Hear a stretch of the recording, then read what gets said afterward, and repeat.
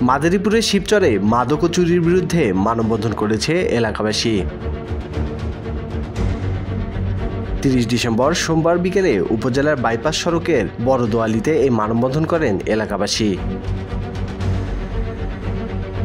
এ সময় মানববন্ধনকারীরা এলাকার মাদক সেবন ও বিক্রয়কারী ফাহিম মোল্লা ও সাব্বির মোল্লাকে আইনের আওতায় আনার দাবি জানান। আমি লজ্জিত আজকে সমাজের কাছে এবং আমি অনেক চেষ্টা করছি শাসন করার জন্য। শাসন করতে যেয়ে আমার উপর নানা রকম মামলা মোকদ্দমা নির্যাতন হচ্ছে এবং বর্তমানও চলতেছে এবং শীর্ষ সরকার ভারপ্রাপ্ত কর্মকর্তারা তারা অবগত আছে এই ব্যাপারে এবং আমার নিরাপত্তার সম্বন্ধে তারা আমার একটু আশ্বস্ত করছে।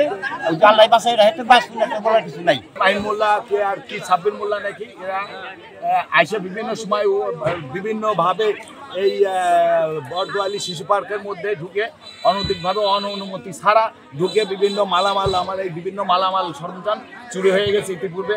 আমি অবশ্য আমার অগোচরে এগুলো চুরি হয়েছে। হ্যাঁ, আমি এলাকাবাসীর সঙ্গে একমত পোষণ করছি। এই চোর এবং এই সব যারা লুটপাট করছে এবং এদের বিরুদ্ধে আমি আপনাদের মাধ্যমে প্রশাসনের কাছে বিনীত আবেদন জানাচ্ছি এবং এমতো অবস্থায় আমি নিরাপত্তাহীনতায় ভুগছি।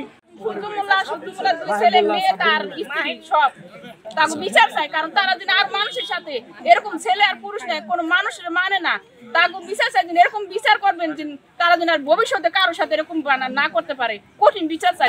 তারা এই গ্রামের যে কোনো ভালো মান্য কোনো লোক যদি বলে যে তোমরা এই কাজ করো কে, তা আহে বডি না কুবাইটি নিগে যা পায় তা নিয়ে আহে। আর যদি কোনো জিনিস তাকে আশেপাশে থাকে তাও কিছু থয় না, তাকে সব ধুলাই মুছে হালায়। স্বাধীনতা টিভি বাংলা নিউজ ডেস্ক।